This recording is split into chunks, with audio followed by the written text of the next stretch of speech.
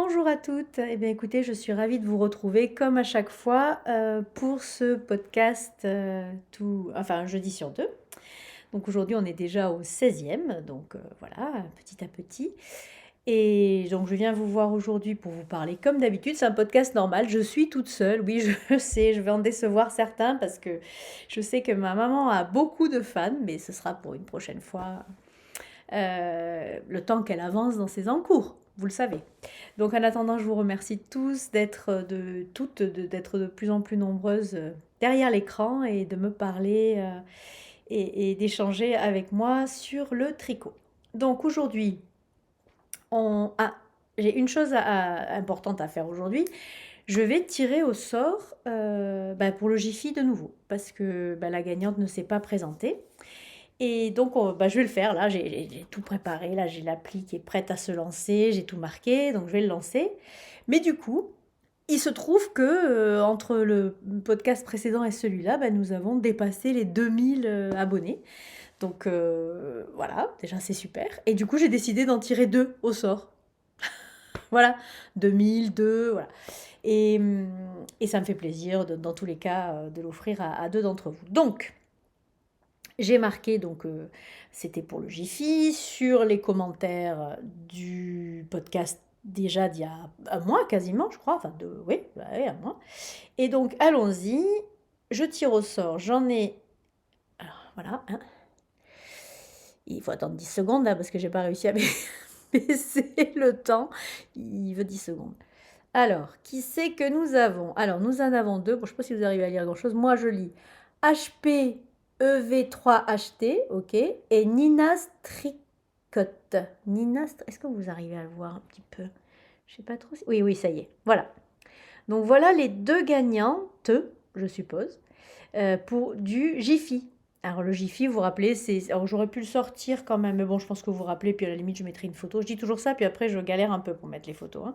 Mais en attendant, voilà, donc vous êtes toutes les deux, vous avez gagné le patron du Jiffy, donc je vais le remettre encore. J'espère que vous allez me contacter et que je vais pouvoir vous l'offrir dans votre compte Ravelry. Moi, ça me fera très plaisir dans tous les cas, donc voilà.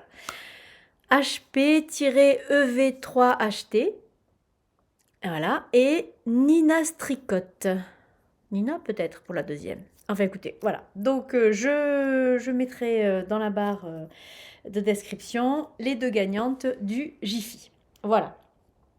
Alors, bon, on va commencer par ce que je porte. Alors c'est un sweater assez spécial. Alors le voilà. Donc c'est le sweater numéro 21 de My Favorite Knitwork. Oui. C'est vraiment, mais j'étais tombée en amour quand je l'avais vu sur Instagram. Vraiment, vraiment, j'avais adoré ce point comme ça. Voilà. Comme une amie à moi qui me dirait, alors le la laine pour qu'il y ait autant de trous, quel intérêt? Je suis assez d'accord parce que comme vous le voyez, je le porte avec un petit soupule dessous parce que, évidemment, très très aéré. Ce serait indécent et froid. Mais j'avais adoré ces longues manches avec ces longs poignets, oui, des codes. Là aussi, pareil, vous voyez, des longues côtes, plus longues derrière que devant. Enfin, j'avais adoré cette construction. Et j'avais trouvé la laine la première année où je suis allée au Knit It, chez La Fil. Donc c'est son mérinos et son mohair. Elle ne teint plus, elle s'est reconvertie dans l'accompagnement de groupe en montagne, je crois.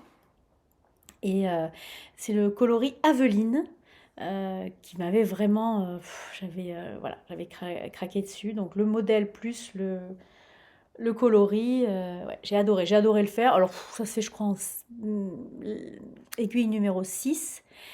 Et puis bon, vous voyez quoi, hein, c'est hyper aéré, ça monte à une vitesse. Voilà, j'adore et j'adore le porter. Voilà, donc ça c'est ce que je porte. Et ça, il doit avoir 3 ans à peu près, il est nickel. Franchement, ça bouloche un peu toujours sur les manches, hein, mais bon, c'est normal, la laine ça bouloche. Et non, il est vraiment top, j'aime vraiment beaucoup. Voilà, donc ça c'est ce que je porte. Ce que j'ai terminé maintenant. Alors, je sais pas quand est-ce qu'il sort. Donc ça c'est le Ronan de Aurélie Tixier, une poule à petits pas. Et si j'étais sûre qu'il sort là, je l'aurais mis, mais je suis pas sûre. Donc dans tous les cas, je vous le montre, je l'ai fini. Donc le voilà, donc c'est un slip-over très très large avec des manches, c'est même pas des manches, enfin c'est des ouvertures très grandes là, qui permettent de le mettre sur un pull avec une forme un petit peu courte. Voilà, avec un très joli détail de mailles glissées là qui suit tout le long. Et alors vous voyez pas bien la couleur, mais elle a beaucoup beaucoup de reflets parce que c'est un vert dans lequel il y a du rouge, il y a du vert plus foncé, il y a un petit peu de jaune. Donc ça c'est Biche et Bûche. Donc c'est le petit lambswool. Le voilà. Oui, oui, je sais, je me penche, je devrais pas. Le voilà. Ouais, vous voyez peut-être mieux la couleur, mais je vous l'ai déjà montré plusieurs fois. Et le mohair de Fréhalen que je découvrais. C'était la première fois. Bon, Biche et Bûche aussi d'ailleurs, hein, le petit lambswool, c'est la première fois que j'utilisais. Et j'ai bien aimé. Franchement, j'ai bien aimé. Et puis ensuite, le mohair de Fréhalen. Et là aussi, totale découverte. Très très doux, très agréable. Très agréable à porter. Je me suis régalée à le tricoter. Et puis, vraiment, donc, alors, elle utilise beaucoup le point mousse, Aurélie. Et je vous ai dit que je vous ferai un épisode spécial Aurélie Tixier. Donc, ce sera le prochain. Parce que, bah, comme je ne sais pas s'il sort là, ça m'embête un peu de refaire plusieurs fois. Mais donc, le prochain, c'est sûr, parce que celui-là sera sorti. Et du coup, je vous ferai gagner le patron quand il sera sorti. Et puis, je vous ferai un épisode spécial Aurélie Tixier parce que j'en ai fait pas mal. Et, et je suis en train d'en faire un d'ailleurs.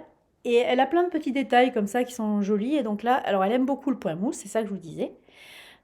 Et bon, à tricoter, on le sait tous, hein, au bout d'un moment, envers, endroit, bon, on aime moyennement. Mais j'adore le côté doudou que ça fait, le côté tout, je sais pas, rebondi, voilà.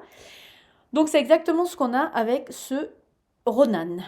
Voilà, dont on parlera beaucoup plus la prochaine fois et que je mettrai, comme ça vous pourrez le voir porter aussi. Donc ça c'est mon premier objet fini, le Ronan de Aurélie Tixier.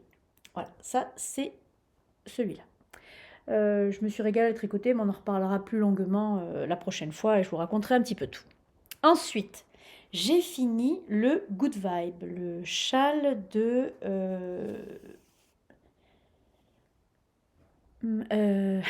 Nadia Crétin-Léchène. Oh, c'est affreux, c'était Marie-Christine Lévesque qui me venait. Nadia Crétin-Léchène. Alors, donc, voilà, que j'ai fait dans des laines achetées à Stockholm. Positive Ease, c'est une marque autrichienne. Et c'était 2 écheveaux que j'avais achetés dans une boutique à Stockholm, parce que vraiment, j'avais craqué sur à la fois ce vert que j'aime vraiment beaucoup, et puis cette partie-là,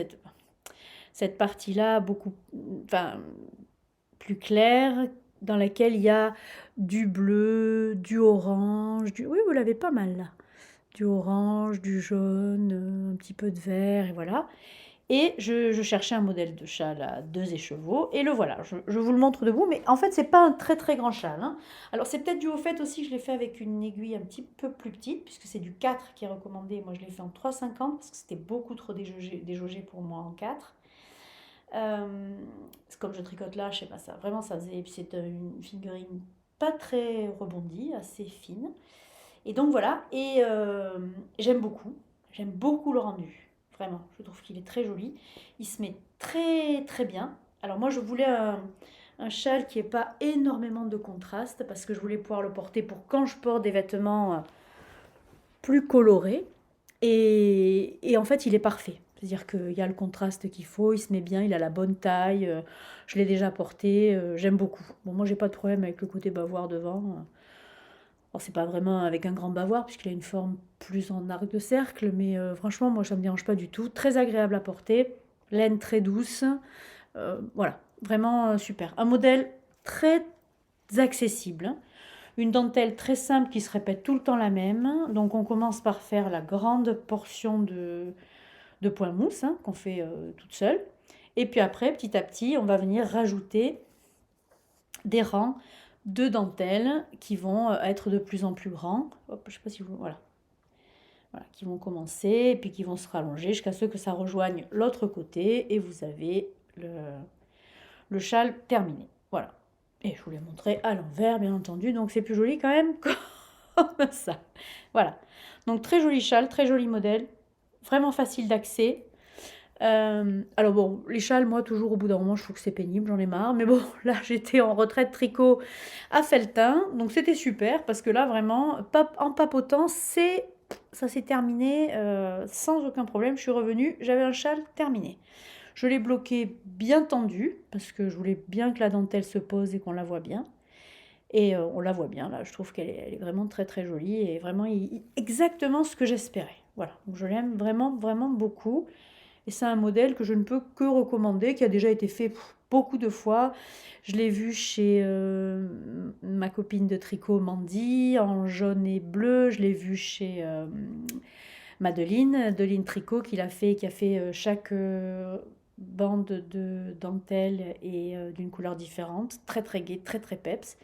Donc c'est un modèle qui a quand même été pas mal fait et qui est très agréable. Et c'est vrai qu'effectivement, par exemple, si vous avez des mini que vous voulez utiliser, vous pouvez faire des bandes différentes à chaque bande de dentelle. Donc voilà. Voilà, donc ça, ce sont... voilà. Hop, je vous remonte la couleur parce que vraiment, j'adore.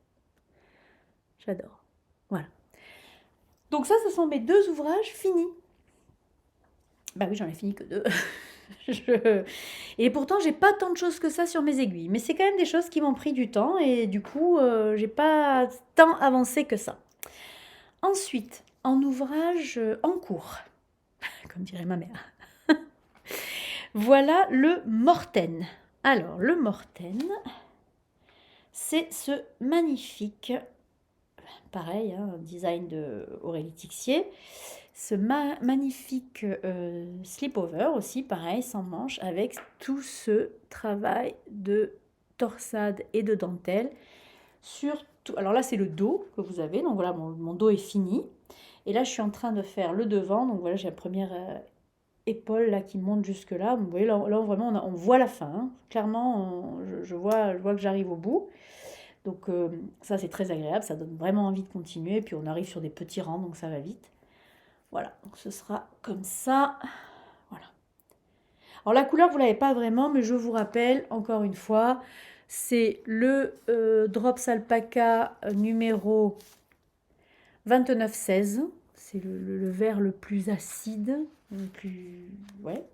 Et le Suri, le Lady Suri du Petit Labo en coloris mousse. Et là, vraiment, je suis désespérée parce que vraiment, je peux vous dire, vous n'avez pas du tout la bonne couleur, hein. Donc, j'espère que les photos que je vais arriver à prendre quand je vais vouloir vous le montrer sur Insta, on arrivera à avoir de jolies couleurs parce que ce serait vraiment, vraiment dommage de ne pas rendre hommage à ce très très joli coloris qui, donc, au final, mélangé, donne ça. Et je pense que ça va être vraiment super. Je n'avais sur mes aiguilles, jusqu'à très peu, mais ça n'est plus le cas, je n'avais que du vert. Alors je l'ai dit à mes copines dans la retraite tricot, j'aurais dit, bon, alors là, il faut absolument que ça change, parce que là, quand même, j'avais le Ronan, j'avais le châle et lui. Voilà. Donc ça y est, c'est fini. Le vert, j'en ai plus là pour l'instant. Je réfléchis, mais non. Non, je crois que je ne tricote plus de vert pendant un petit moment. Ce qui est quand même pas mal, parce que voilà. Donc, le Morten de Aurélie Tixier, un modèle, alors vraiment pas compliqué, pas compliqué. Parce que ce dessin-là de dentelle et de torsade, c'est toujours le même. Ça se repère très bien, on lit très bien son tricot, on sait très bien ce qu'on doit faire. On n'est pas obligé de compter tout le temps. Vraiment, ça se fait très bien. Mais après, ça demande, parce que un rang sur 6, vous avez la torsade. Tous les 2 rangs, vous avez la dentelle. Forcément, ça prend du temps, hein. Mais à part le temps que ça prend, sincèrement, il n'y a pas de difficulté particulière. Vraiment. Super modèle, il me tarde qu'il soit fini pour pouvoir le mettre, même si c'est moins la période des slip-over. Mais enfin, moi, les slip-over, quand même, je les mets, par exemple, si je pars travailler et que je sais que je vais porter un manteau toute la journée parce que je me déplace ou parce que ça se présente comme ça, ou qu'ensuite je vais être dans des salles de réunion. Parce qu'en fait, comme ça, il n'y a pas l'épaisseur du bras du pull sous le manteau, parce que quand même, les pulls, à part les très fins en fingering, ça prend de la place. Ok, bon, il y a mon problème avec mon bras, mais c'est la vérité. Sinon, je me sens engoncée dans les pulls, dans les manteaux. Et les slip-over, finalement, ben, ça tient bien chaud sur le devant, tout ça, on se tient bien, et sans avoir les manches trop serrées.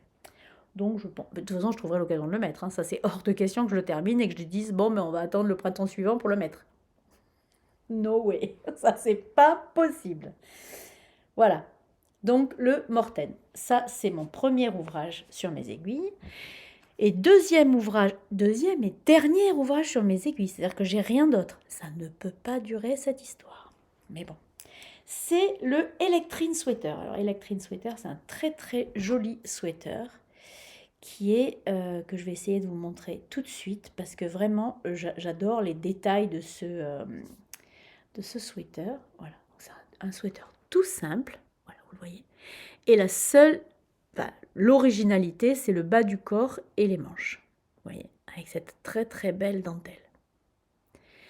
Et donc, que je fais dans des laines de 1 fil de laine acheté au Woolen Music, ce superbe coloris écureuil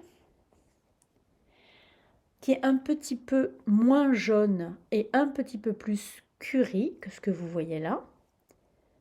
Voilà, mais que j'aime vraiment beaucoup. Voilà, et donc là j'ai commencé, il y a une construction de manche qui est un peu particulière, vous voyez, avec...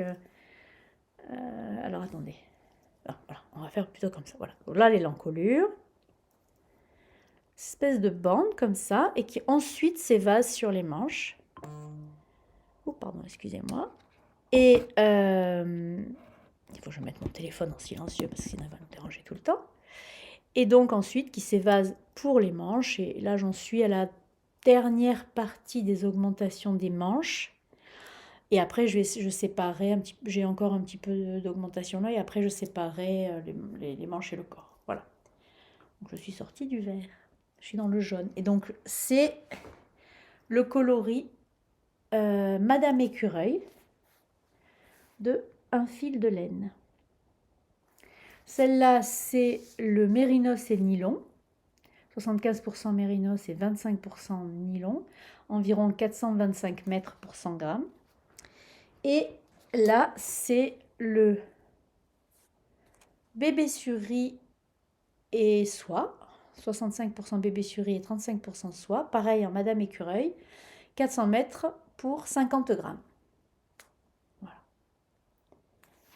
Les deux, 1 fil de laine. Que j'avais acheté donc au Woolen Music. Vraiment, que je trouve hyper lumineux. Et très très très agréable à tricoter, très très doux. Vraiment, j'avoue que je me régale de l'avoir là dans les mains, c'est très très doux. C'est vrai que le Suri par rapport au mohair, vraiment pour l'instant les deux expériences que j'ai, que ce soit celui du petit labo ou celui... C'est la première fois, j'en ai jamais tricoté. Ou celui de un fil de laine, vraiment j'aime beaucoup beaucoup le toucher. Voilà. Donc voilà, encolure et on est aux manches là.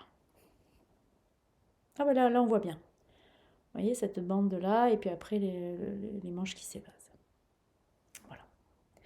Donc voilà, donc là j'attends d'avoir passé la période où je sépare les manches, et après ça va tourner jusqu'à ce que j'arrive au moment de la dentelle. Donc voilà, vous voyez, je n'ai que ça sur mes aiguilles. Très raisonnable, je me trouve très raisonnable, un peu trop d'ailleurs à mon goût. Donc maintenant je vais vous parler un petit peu de Felletin. Alors, Felletin, c'était la première fois que j'y allais, moi. Personnellement, j'étais jamais allée.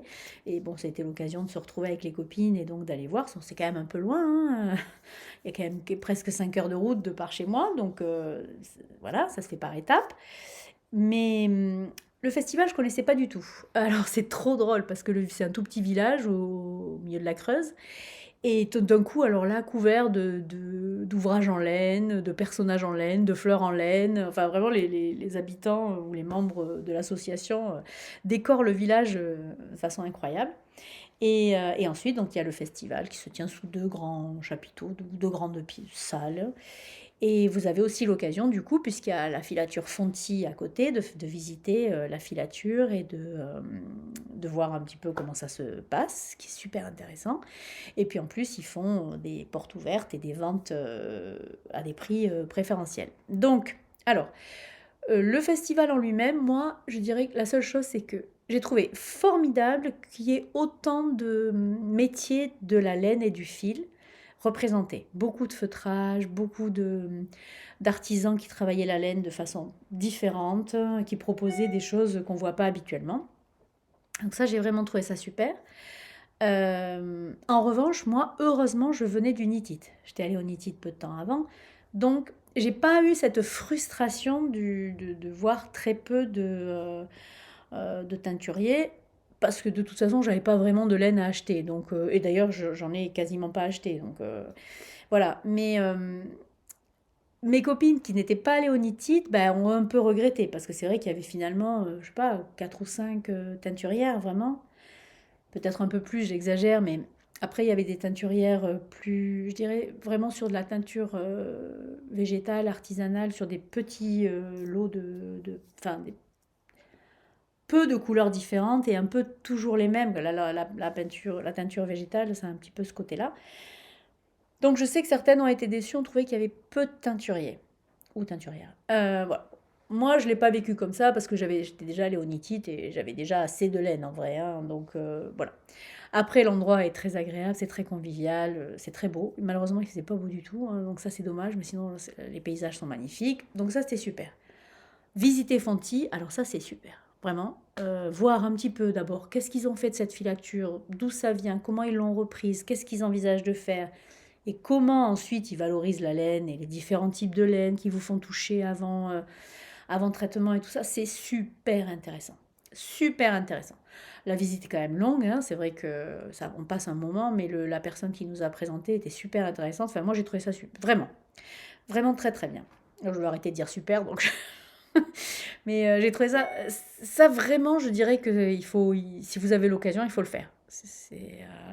Pour nous qui tricotons, je trouve que c'est important de connaître et de voir un petit peu cet aspect-là. Et donc ensuite, bah, j'ai acheté deux, trois choses. Mais vraiment, j'ai été super raisonnable puisque j'avais pas vraiment de projet. Donc, que je vous montre ce que j'ai acheté. Alors d'abord, j'ai acheté un livre. J'ai acheté Le Tricot du Grand Froid.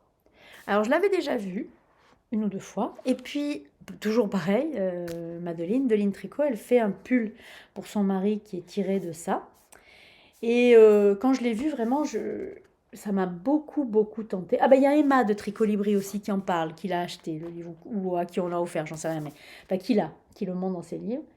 Et franchement, ça fait un petit moment que j'ai envie de revenir. Ça fait un moment que j'ai pas fait du jacquard déjà. Et donc, ça fait un moment que j'ai envie d'y revenir. Et je trouve qu'il y a des modèles. Alors, je vais vous montrer celui qui me plaît vraiment bien. Hop là. Voilà, j'aime vraiment. Voilà. J'aime vraiment ces designs-là.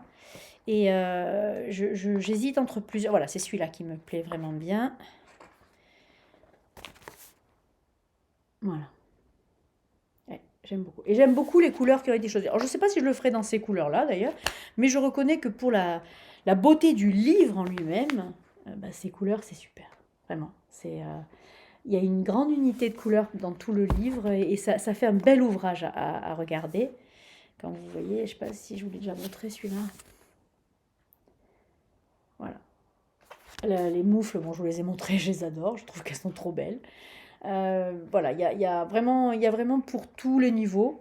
Il y en a avec des lames, des alpagas dessus. Voilà, donc j'ai acheté celui-là et je pense que le prochain pull que je vais faire, même si j'ai pas mal d'accessoires à faire là à venir, mais le prochain pull que je vais faire, ce sera, peut-être pas le prochain, parce que je vais vous montrer ce que j'ai acheté, mais ce sera un tiré de ce livre-là. J'ai envie de refaire du jacquard, ça fait un moment que j'en ai pas fait, c'est possible que pendant les vacances de Noël, je monte un de ces pulls-là pour profiter des vacances pour faire ça. Donc j'ai acheté ça. Ensuite, j'ai acheté à des producteurs, enfin des éleveurs d'alpaga, du bébé suri alpaga. Bon, ça même pas, je peux vous dire, j'adore l'odeur, je sais pas ce qu'ils ont mis sur leur laine, mais chaque fois que je le sors, je la sens. Bon, on me dirait que je sens souvent la laine, mais là vraiment j'adore. Donc c'est d'une douceur. Et alors mon idée, c'est de le mettre en double avec ça, qui est le coloris Brasero de Le Petit Labo en Miss Micron, 75 mérinos 25 nylon, pour faire une capuche Bombec de Atelier Émilie. Ça fait un moment que je cherchais et voilà, je pense que ce sera ça. Voilà, j'ai très envie de faire la capuche. J'en ai déjà faite une fois pour ma fille et je trouve que c'est un très joli design. Alors il y en a plein des capuches cette année, j'en ai vu d'autres, mais bon là il se trouve que j'ai le patron dans ma patron tech, donc je vais faire celui-là. Puis j'avais bien aimé.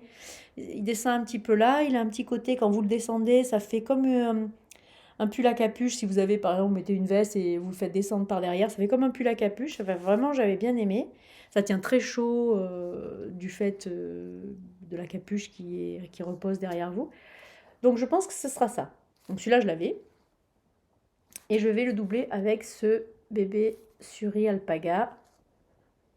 Oui, je le ressens encore. Oui, voilà, que j'ai trouvé. Donc j'ai acheté ça. Voilà. Ensuite, j'ai acheté chez Fond... Et c'est tout. Dans le festival en lui-même, c'est tout ce que j'ai acheté. J'ai vu beaucoup de choses, mais j'avais pas de projet à venir. Et vous savez, si j'ai pas de projet, franchement, acheter pour acheter, j'arrive pas. Et donc, chez Fonty, je me lève. Je vais chercher juste là. Chez Fonty, j'ai acheté ça. La Bling Bling. Alors, la Bling Bling, c'est 72% mohair, 16% laine, 7% polyamide et 5% lurex. Deux couleurs comme ça. Et mon envie, c'est de faire une Sophie quelque chose, qui sera peut-être pas tout à fait une scarf, beaucoup plus longue qu'une scarf, mais plus petite qu'un châle, peut-être, j'en sais rien. Alors moi, pour être tout à fait, pour vous dire, la Sophie Scarf, j'en ai fait. Je l'ai souvent aussi proposé comme modèle à des gens qui voulaient en faire. Je trouve que c'est un modèle qui est parfait, mais vraiment parfait. Après, je me fais suer à tricoter, mais vraiment. Mais je reconnais, c'est parfait. Vous finissez, vous avez un petit foulard qui va bien. Si vous avez plus de laine, vous faites plus grand. Vraiment, je trouve que ça le fait toujours, quel que soit. Si vous avez une laine douce et vous ne savez pas quoi en faire, vous n'avez pas suffisamment, vous faites une Sophie Scarf, ça le fait toujours. Après, personnellement, je trouve que Petite Knit, elle abuse un peu de vous faire la Sophie Scarf, la Sophie Shawl, le Sophie Hood, le truc, et à chaque fois, il faut en acheter un. Donc moi, personnellement, j'ai acheté la Sophie Scarf, et puis quand j'ai plus de laine, je fais plus d'augmentation. Quand j'arrive à la moitié de ma laine, je réduis, et puis voilà. Je veux dire, globalement, c'est tout ce que ça demande. Hein. Mais rendons à César ce qui est à César, même si on en a vu des tonnes derrière, même si on voit Inès de la Fressange qui vend ça à 150 €, la réalité c'est que c'est Petite Knit qui l'a créé et que c'est un design parfait. Voilà. Après, dire que c'est fun à tricoter, non. Voilà. Franchement, pas du tout. Mais là, j'avais envie de faire la moitié d'une couleur et l'autre moitié de l'autre. Ça me tente bien. Je trouve qu'elles vont bien, ces deux couleurs ensemble, et j'ai bien envie de faire moitié-moitié. Est-ce que j'irai jusqu'au bout? Est-ce que je le ferai tout de suite? C'est pas garanti, mais c'est possible aussi. On sait pas. Voilà. Ça, mais c'est l'idée. Voilà, je les aime bien avec leur petite. Est-ce que je la garderai pour moi? Est-ce que je l'offrirai? Je ne sais pas non plus. Mais c'était l'idée que j'avais en l'achetant. Donc ça, c'est bon. Et ensuite, ils vendaient de l'alpaga. Donc c'est 100%, je ne veux pas dire de bêtises, hein, mais je vérifie, mais je crois que c'est 100% alpaga. Oui, c'est ça, 100% alpaga. 130 mètres pour 50 grammes, donc c'est une déca. C'est du noir. Oui. Et en fait, ce sont leurs laines qui dégorgent. Donc là, vous le voyez peut-être un peu bleu marine, mais c'est vraiment du noir, hein, je peux vous assurer, là, voilà. Et donc, c'est leur lot qui dégorge. Donc, ils vendaient ça par lot de 10 pelotes. Voilà. Donc, vous avez 1300 mètres. Et voilà, risque de dégorgement. Je ne sais pas si vous le voyez écrit. Voilà. Oups là. Voilà. Risque de dégorgement. C'est là. Et en fait, ça fait un petit moment que je me dis qu'il faut absolument que je me tricote un pull noir. C'est... voilà. Je veux dire, au bout d'un moment, il y a besoin dans une garde-robe. Et donc, j'ai trouvé un modèle qui s'appelle... attendez que je... Voilà, le Calliope. Calliope, c'est un modèle d'Espace Tricot. Donc Espace Tricot, vous savez, c'est une boutique à Montréal et pendant longtemps, ils ont eu des modèles gratuits. Ensuite, la fondatrice de la boutique, elle est partie, c'était elle qui faisait les designs, je crois beaucoup, quoique les nouvelles en font aussi. Et certains modèles sont devenus payants, donc je ne sais pas s'il est encore gratuit, mais c'est le modèle Calliope. Est-ce que vous voyez quelque chose? C'est pas garanti. Il y a quelque chose un peu? Peut-être, voilà, vous voyez. Donc c'est un modèle ultra simple, parce que le noir, soyons clairs, la dentelle, on ne la voit pas. Je ne vous rappellerai pas le Cloud Esley de ma mère, mais j'essaye de vous le montrer pour que vous voyez un petit peu. Il y a juste un petit détail aux côtes, en haut et en bas, et bon, vous avez vu les manches, vous avez vu la longueur des côtes des manches. Je suis masochiste, c'est un fait, c'est défini, il n'y a rien à dire là-dessus. Mais j'ai trouvé qu'à la fois, il y avait quand même des petits détails un peu sympas, qui ont changé de juste un pull en jersey noir, et quand même, de toute façon, pas la peine de se lancer dans des tas de trucs, voilà, parce que ça ne servira à rien, on ne le verra pas. Et alors, j'essaye de suivre mon idée, c'est pas toujours... c'est un modèle gratuit. Enfin, du moins, à l'époque où je l'ai téléchargé, c'était un modèle gratuit. Parce que tous les modèles d'Espace Tricot, maintenant, ne sont plus tous gratuits. Mais celui-là, ça l'est. Donc, c'est un modèle en DK, qui se tricote en aiguille 4. Voilà. Donc, je pense que ça devrait monter. Alors là, bon, une fois qu'on a passé le moment des côtes, là, il y a tout un yoke en côte. Après, on est en jersey. Après, on fait des côtes en bas, évidemment. Et puis après, les manches. Ça sert sans même rien, sans y faire attention. Et donc voilà, donc j'ai acheté ce lot de noir qui va dégorger. Oui, alors aussi autre chose, c'est qu'il me fallait un modèle en noir uni. Parce que si ça dégorge, je ne vais pas me retrouver avec tout le noir qui va se mettre sur le reste du dessin. Donc voilà, donc j'ai acheté. Et alors, ça faisait le lot de 10 pelotes à 44 €, je crois. Donc franchement, alpaga 100%. Moi j'adore l'alpaga, j'avoue. Même si c'est tout mou, c'est vraiment une fibre que j'aime beaucoup, que j'aime porter, j'aime son drapé. Mais c'est tout mou, voilà. Il faut aimer ça, hein. Moi perso j'aime. Et donc voilà. Donc je vais tricoter le Calliope avec ceci, l'alpaga 100% de chez Fonty. Voilà. Donc vous voyez, j'ai été hyper raisonnable en fait. Bon, mais comme je vous dis, quand j'ai pas de projet, j'achète pas parce que après je suis un peu perdue avec des laines dont je sais pas quoi faire, donc du coup je le fais pas. Donc voilà, je vais me lancer. Alors là, je sais pas trop ce que je vais lancer parce que là j'attends que l'Electrine Sweater il soit arrivé à la partie en jersey. Peut-être que je vais lancer le Calliope en noir, c'est possible, parce que ça c'est facile à transporter. J'ai aussi un col pour lequel j'ai acheté de la laine au knitted. Il me reste de mon biche et du mohair et j'envisage de me faire un bonnet. J'ai vu un modèle qui me plaisait bien chez Lysandre, qu'elle a fait 3 ou 4 fois. Elle présente dans un de ses derniers vlogs, je crois, ou podcast, je sais plus, et je l'ai mis de côté dans ma bibliothèque parce que je trouve qu'il a l'air très joli. Elle a l'air de dire, en plus il se fait avec pas mal de fils ensemble pour être tricoté en grosses aiguilles, donc ça va assez vite. Donc je pense que je vais me faire le bonnet. Et j'ai peut-être lancé la capuche de mon bec aussi. Donc j'ai des choses à venir quand même, hein. Mais là, je trouve que j'ai été assez raisonnable. Donc voilà pour ce podcast du jeudi. On a fait le tour d'un peu tout, donc je vous rappelle les 2 gagnantes, que je les retrouve. Voilà, oh mon Dieu, elles ont disparu. Oh purée, elles ont disparu évidemment, il s'est éteint mon téléphone et elles ont disparu. Bon, tant pis, c'est pas grave, heureusement, j'ai tout enregistré. Donc je vais retrouver les noms, je sais qu'il y en a une, c'est Nina Stricotte, et l'autre c'est HPEV quelque chose. Mais bon, je l'ai retrouvé et je vais les noter. Et donc, contactez-moi. Et comme ça, je pourrai vous offrir le patron du Jiffy. Et puis la prochaine fois, on s'occupera du patron du Ronan. Voilà, et écoutez, j'espère que ça s'est bien passé, que vous avez passé de bonnes vacances si vous avez passé des vacances, que la reprise se passe bien si vous reprenez. Et moi, je vous dis à très bientôt. Tricotez bien!